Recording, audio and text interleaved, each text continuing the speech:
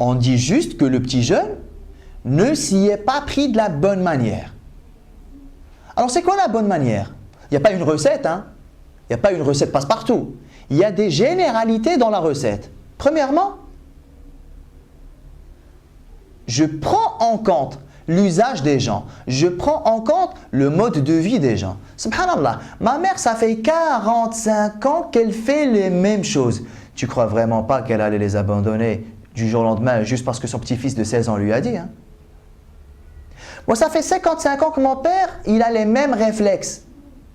Tu ne pensais quand même pas que son petit-fils de 16 ans, il allait réussir à les lui faire changer du jour au lendemain.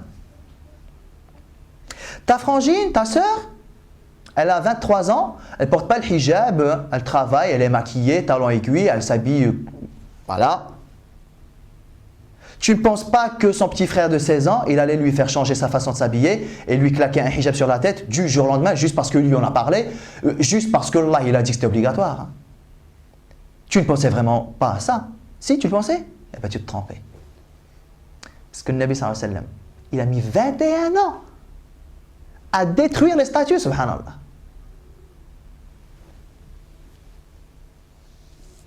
Et lorsqu'on lui a dit, vous savez que le Nabi sallallahu alayhi wa sallam,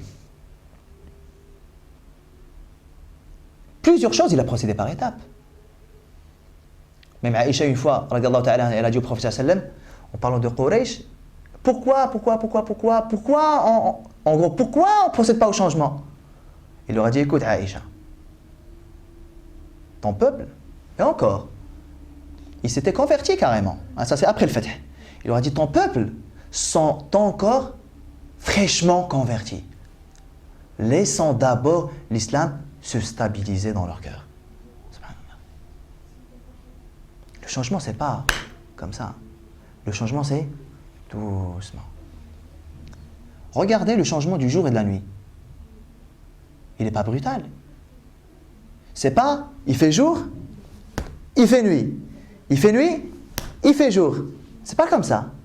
Il fait jour et il commence petit à petit à faire nuit. Il fait nuit, il commence petit à petit à faire jour. Regardez Allah Ta'ala, il en parle, il nous le dit. يولج الليل في النهار ويولج النهار في الليل. Il fait pénétrer la nuit dans la journée et il fait pénétrer la journée dans la nuit pour que toi tu ne vois rien venir pratiquement de façon brutale, pour que tes yeux s'y habituent, pour que ton corps s'y habitue, pour que tu sécrètes les hormones adéquates pour la nuit, pour le sommeil, pour le réveil, tout ça. Le changement, c'est pas... Malheureusement, aujourd'hui, on a beaucoup d'enthousiastes qui, à la lecture d'un hadith, à la lecture d'un verset, ça y est, je suis un juge, j'y tribue. Halal, haram, ça c'est bon, c'est pas bon, c'est... Hein? Doucement, doucement. L'islam, il est venu doucement. Prendre en compte le vécu des gens. Prendre en compte l'existant. Prendre en compte le vécu des gens. C'est-à-dire, ben je me dis que si mon père ou ma mère, l'exemple du petit jeune, si mon père ou ma mère adoptent tel ou tel comportement qui est reprochable, hein, alors là je parle du cas où c'est réellement reprochable. Hein, parce que des fois on a des petits jeunes qui tombent sur un hadith, qui le comprennent de leur tête et qui partent à la bataille contre leurs parents alors qu'eux ils ont mal compris le hadith. Alors je parle même pas de ceux-là. Je parle même pas de ceux-là qui ont squatté, fréquenté les mosquées 1-2 mois, ils ont lu 2-3 livres, ils ont assisté 2-3 dars. Et les avis juridiques qu'ils ont entendus, ils les ont pris pour des consensus. Je ne parle même pas de ceux-là. Je parle de ceux qui, vas-y, il y a un consensus. Par exemple, je ne sais pas moi, ben, le hijab, il y a consensus dessus. Alors, on va prendre quelque chose de consensuel chez les musulmans. Eh ben, même ceux-là, hein, même ceux-là qui partent à l'attaque contre des choses consensuellement admises, ben, leurs erreurs, c'est quoi? Ils n'ont pas pris en compte l'existant. Ben, si mon père ou ma mère adoptent tel ou tel comportement, et mine de rien, ça fait 30-40 ans qu'ils le font. Pourquoi ils le font? Moi, j'ai envie de comprendre. Pourquoi ils le font? Il y a des causes, il y a des raisons de ce comportement-là. Regardez Sayyidina Ibrahim alayhi salam. وَجَدْنَا آبَاءَنَا كَذَلِكَ يَفْعَلُونَ. Nous avons trouvé nos parents faire ainsi, d'accord. Mais si je vous apporte quelque chose de bien meilleur que ce que vous avez trouvé vos parents faire, mais d'abord, je noue le contact. Papa, maman, tu sais, le truc là, la chose là, le comportement là, j'ai vu que vous le faisiez régulièrement, toi et maman, ou quoi, ou toi, ou maman, ou toi. D'où c'est venu? Vous pouvez m'expliquer? Comment? Pourquoi? Ben, ils vont te dire, je sais pas. Généralement, ils vont donner la même réponse que le peuple de Sidna Ibrahim alayhi salam. Je sais pas, depuis que nous on est nés, on a vu les gens faire comme ça. Ben voilà, déjà, nous le contact. Nous le contact. Et lorsqu'ils vont te dire, on a trouvé nos parents faire ainsi, ne dis pas n'importe quoi. Nous le contact. Et si je vous apporte quelque chose de meilleur, mais pas comme ça non plus. Quelque chose, ça fait 30, 40 ans que tes parents font. Tu ne vas pas le changer du jour au lendemain. Nous, un contact. Le contact, il se noue comment? Il se noue par le comportement de rahma. Alors, si tes parents ils voient que depuis que tu as commencé à fréquenter la mosquée, tu es devenu encore meilleur qu'avant. Tu es devenu encore plus serviable. Tu es devenu encore plus obéissant. Tu es devenu encore plus docile. Tu es devenu plus honnête. Tu es devenu plus sincère. Tu es devenu plus régulier. Tu es devenu plus ponctuel. Je suis désolé, mais là, tu es en train d'augmenter tes chances de te faire écouter. Le jour où tu leur parleras, le jour où tu leur parleras, les oreilles, elles seront peut-être prédisposées à t'écouter. Lorsque tu te seras comporté envers eux avec un sentiment, avec un comportement de rahma encore meilleur que celui d'avant, là tu augmentes tes chances de te faire écouter. Sachant que le changement, les gens ils ne vont pas changer parce que tu leur as parlé. Hein. Les gens ne vont pas changer parce que tu leur as parlé. Les gens ne vont même pas changer parce que tu vas leur dire que Allah a dit, que le prophète a dit. Le comportement là, il est ancré en eux depuis des années, voire des siècles. C'est pas parce que tu vas leur dire que Dieu a dit, que le prophète a dit que ça va être bon. Hein. Le Nabi sallallahu alayhi wa sallam, il a mis 21 ans pour détruire les statues, physiquement, réellement. Quand est-ce qu'il les a détruites physiquement et réellement? Lorsqu'il les avait détruites dans le cœur des gens. Imaginez si le Nabi sallallahu alayhi wa sallam, dès qu'il en avait reçu l'ordre de transmettre la ilaha illallah et de détruire shirk, il avait formé une petite milice avec sahaba, le peu de sahaba qui avait cru en lui au début. On va le soir dans le Kaaba et on détruit toutes les statues là. Imaginez s'il avait fait ça. Il serait passé quoi? Ben, un, la grande catastrophe, la guerre civile. Deux, la Quraysh, il se serait confectionné d'autres statues. Tout simplement. J'adorais l'arbre là. Tu as déraciné l'arbre là. Ben, je vais adorer l'arbre là. J'adorais la statue là, tu l'as détruite, ben, je vais adorer le soleil, ben, détruis-le. Par contre, si tu détruis shirk de mon cœur, les statues elles peuvent être devant moi, je ne vais pas les adorer. Si le shirk tu l'as détruit dans mon cœur, physiquement ça va suivre. Tu le détruis physiquement, intérieurement, ça va contourner, ça va créer une autre divinité. Vous savez, dans certains pays, l'alcool est interdit. En production, il est interdit en vente, il n'y a pas de brasserie, il n'y a pas de bar, il n'y a pas. Les gens, ils boivent ou ils boivent pas là-bas? Ils boivent. Vous savez qu'est-ce qu'ils boivent? Ils boivent les bouteilles de parfum. Ici, les gens, ils coupent des fois le whisky avec du coca. Ben là-bas, ils coupent du parfum avec du coca. Parce que tu as des parfums où tu as quand même 40% d'alcool. 40% d'alcool. Plus ou moins le pourcentage d'alcool quand tu es dans du whisky. Mais les parfums, ils ne sont pas interdits. J'achète un parfum et je bois et je le coupe avec du coca. Et ça me fait un équivalent d'un whisky coca. Alors oui, l'alcool est interdit, je peux l'acheter nulle part. Mais puisque l'alcool n'est pas détruit dans le cœur des gens, ils ont trouvé le moyen de le contourner. On va boire de l'alcool pharmaceutique. On va contourner tes interdictions. On va contourner tout ça. Pourquoi? Parce que l'interdit, le haram, n'a pas été détruit de mon cœur. حبب الله تعالى en s'adressant aux compagnons رضي الله تعالى عنهم حبب إليكم الإيمان وزينه في قلوبكم وكره إليكم الكفر والفسوق والعصيان. Allah Jalla wa Ala, il a fait aimer l'iman aux compagnons.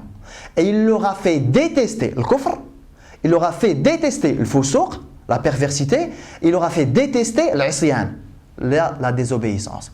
Lorsque Allah Ta'ala leur a fait détester le kufr, leur a fait détester le fusouq, leur a fait détester l'isyan, lorsque après il leur a dit buvez plus, mais ils n'ont plus bu.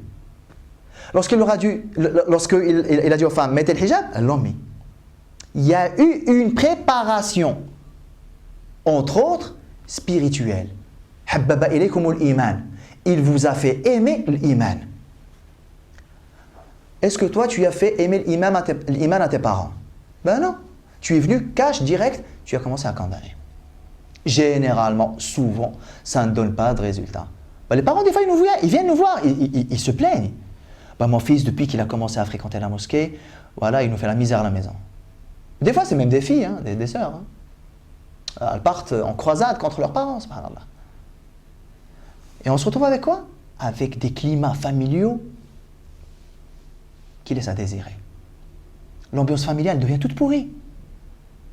Tu n'as pas atteint tes fins, donc ce que tu voulais changer chez tes parents, chez tes frères et sœurs, bah, tu n'as pas réussi à le faire. Tu as juste gagné quoi? Tu as gagné l'embrouille familiale.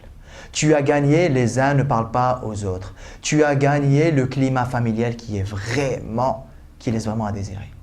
Pourquoi? Ben parce que tu n'as pas pris en compte le comportement des gens. Chez tes parents, il y a des choses qui sont positives, mets-les en valeur. Chez tes parents, il y a des choses qui sont bonnes à l'origine, elles ont juste été altérées. Vas-y par étapes. Il y a des choses qui sont détestables. Crée ce lien de rahma. Allah Ta'ala dit au prophète sallallahu alayhi wa sallam وَلَوْ كُنْتَ فَضًّا غَلِيظَ الْقَلْبِ لَانْفَضُّوا مِنْ حَوْلِكَ فَبِمَا رَحْمَةٍ مِنَ اللَّهِ لِنْتَ لَهُمْ فَبِمَا رَحْمَةٍ مِنَ اللَّهِ لِنْتَ لَهُمْ. C'est par une miséricorde de ton Seigneur que tu as été doux et clément et affectueux envers eux. Et si tu avais été vulgaire au cœur dur, ils se seraient tous enfuis autour de toi. Rahma. وَمَا أَرْسَلْنَاكَ إِلَّا رَحْمَةً لِلْعَالَمِينَ. Nous t'avons envoyé qu'en tant que miséricorde envers l'univers. Ben nous, on a des enthousiastes de nos jours qui, voilà, je veux changer le monde. Hein. Alors, des fois, il y en a qui trouvent des justifications. Ah, moi, je ne supporte pas. Quand je vois quelque chose d'interdit, je me sens obligé de le changer. Je me sens obligé de parler. Ça, c'est un neuf. Calme-toi, doucement. Tu crois que quoi? Tu crois que le Nabi sallallahu alayhi wa sallam, il ne mourrait pas d'envie de détruire les statues de Kaaba? Pourtant, il a attendu 21 ans. C'est action-réaction. Mais l'action-réaction, c'est souvent le neuf. Nous, qu'est-ce qu'on veut? On veut ud'u ila sabili rabbika bil hikmati wal maw'izati al hasana. Nous voulons quoi? Appel à la voix de ton Seigneur par sagesse et belle exhortation. Sagesse, belle exhortation. La sagesse, c'est quoi? Dire ce qu'il faut, quand il le faut, avec la manière qu'il faut et à la personne qu'il faut. C'est ça la sagesse, doucement. Ah, doucement. Ce que je vais te dire à toi, ce n'est pas exactement ce que je vais dire à lui. Le moment où je vais te parler à toi n'est pas le moment où je vais parler à lui. La manière dont je vais te parler à toi, ce n'est pas la manière dont je vais parler à lui. Mais c'est ça la sagesse. Hein. C'est ça l'appel à Allah Ta'ala. C'est ça le da'wa. Adapter le discours en fonction du public. Adapter le discours en fonction du moment. Malheureusement, on a beaucoup de personnes chez les musulmans qui... non, j'ai des choses à dire, ben je les dis. De toute façon, je sais que j'ai raison. Le Coran et la Sunna, ils sont de mon côté. Je viens, je balance ça aux gens. Ils aiment pas, c'est leur problème. Hein, c'est eux. Hein. Ça marche pas. Moi, j'ai fait ce que je devais faire. Alors, si les gens ne m'écoutent pas, c'est eux le problème. Moi, je n'ai dit que la vérité. Oui, mais tu sais, mais la vérité, tu pouvais l'emballer un petit peu dans un papier cadeau pour qu'elle passe mieux. La vérité, tu pouvais la dire avec des paroles douces. Oh, regardez, il y avait un gouverneur à qui des gens reprochaient des choses. Et un homme, il est venu pour le conseiller. Mais vous allez voir, le conseiller, il ne ressemble à rien. T'es un tyran, t'es un despote, tu crains pas Allah Ta'ala, tu devrais craindre Allah, tout ça. Le gouverneur, qui peut-être désobéit à Allah, et qui ne désobéit pas à Allah Ta'ala. D'accord. Mais le conseil nasiha, elle doit se faire avec... Il y a un art, il y a une manière de le faire. Il lui a dit, et ce qui prouve que lui, il avait de la sagesse, ce gouverneur-là. Il lui a dit, écoute, Allah Ta'ala a envoyé des gens meilleurs que toi, à des gens pires que moi. Pourtant, ça ne s'est pas passé comme ça. Allah Ta'ala a envoyé Moussa et Haroun alayhim as-salam à Pharaon. Eux deux, ils sont mieux que toi, et Pharaon, il est pire que moi. Et malgré ça, qu'est-ce qu'il leur a dit? فَقُولَ لَهُ, dites-lui, فَقُولَ لَهُ قَوْلًا لَيِّنًا لَعَلَّهُ يَتَذَكَّرُ أَوْ يَخْشَى. Dites-lui une parole douce. Peut-être, ça aura un impact sur son cœur. Peut-être écoutera-t-il. Peut-être méditera-t-il. Peut-être se rappellera-t-il. Peut-être craindra-t-il. Peut-être te suivra-t-il. Regardez. Regardez de nos jours. Tu es à la mosquée, tu es un musulman, il y a des musulmans comme toi. Ils viennent te parler comme si tu étais pire que Pharaon, subhanallah. Pourtant, il leur a dit, dites-lui une parole douce. Dites-lui une parole douce, subhanallah. Alors la parole douce de nos jours, il faut la chercher un peu au microscope, quoi. La parole douce. Les gens, quand ils veulent faire le rappel, la parole douce, il faut y aller pour la trouver. Appelle à la voix de ton Seigneur par sagesse et belle exhortation. La belle exhortation, il faut la chercher aussi. Des exemples concrets, on en voit, subhanallah. Tout, mais la vérité, même chez certains prêcheurs, on voit ça. Je ne sais pas si vous y avez déjà assisté, mais on a déjà vu ça dans certaines mosquées, chez certains imams, sur certains minbars, où il vient, il monte sur le minbar, voilà, et je balance. Craignez Allah, c'est pas bien ce que vous faites, tout ça, vous devriez pas, c'est pas normal. Ben excuse-nous en fait. Hein. Excuse-nous d'être des ignorants. Excuse-nous, franchement, excuse-nous d'être des ignorants. Excuse-nous d'avoir un ego. Excuse-nous. Mais on voit, subhanallah, que la belle exhortation, ben, et c'est ce qui fait que le changement n'opère pas.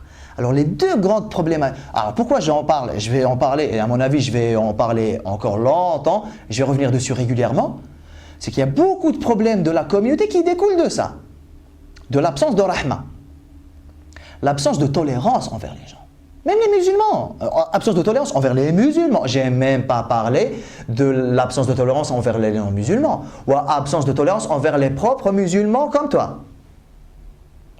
Des situations dans nos mosquées, dans nos associations, on en voit pratiquement tout le temps. Non, cas pratique. Voilà. Tu vois une sœur qui porte pas le hijab. Voilà, tu t'empresses à porter un jugement. Ouais, regarde-moi cette sœur, comment elle s'habille. Moi, j'ai encore eu le cas là récemment, là. Est-ce que, s'il te plaît, tu peux pas parler aux sœurs pour leur dire qu'elles viennent s'habiller, habiller correctement? Non, je peux pas leur dire. Non, franchement, je peux pas leur dire. C'est pas le moment. La sœur, elle prie même pas. Vachement, je vais lui parler du hijab et de l'habillement. Mesure. Dis pas n'importe quoi. J'ai eu le cas là il y a 3-4 jours. Mais si je vous dis les sœurs qui venaient dans notre mosquée pour suivre nos cours, comment elles étaient habillées, si vous les aurez vues à l'époque, je sais pas, qu'est-ce que vous seriez dit? Vous auriez fui. Tellement elles étaient habillées, pas sunnah, pas sharia, mais parce que elles ne savaient pas, parce que l'environnement dans lequel elles ont grandi, il leur a pas appris une autre façon de s'habiller que celle-là, parce qu'elles se cherchent encore, parce qu'elles se posent des questions, parce qu'elles sont au début de leur cheminement, parce que. Quelle a été notre réaction à l'époque? C'est pas grave. Je préfère qu'elles viennent maquiller et qu'elles viennent écouter la parole d'Allah Ta'ala et qu'elles viennent écouter le prophète sallallahu alayhi wa sallam maquiller plutôt que je la bloque et que de toute façon ben, elle ira écouter ses copines, elle ira écouter du rap, elle ira écouter du R&B. Je préfère quoi? Je préfère qu'elles viennent habillées en jean, maquillées avec pas de hijab et qu'elles entendent la parole d'Allah Ta'ala. Ou alors, non, tu sais quoi, viens habiller correctement, sinon ne viens pas. Ben, qu'est-ce qu'elle va venir? Qu'est-ce qu'elle va faire? Ben, elle ne viendra pas. Ben, elle ira sombrer dans son environnement. Si nous, on n'a pas été ouverts et accueillants envers tous ces frères et toutes ces sœurs-là qui se cherchent, vous inquiétez pas, Shaitan et ses alliés, eux, sont vraiment accueillants envers eux.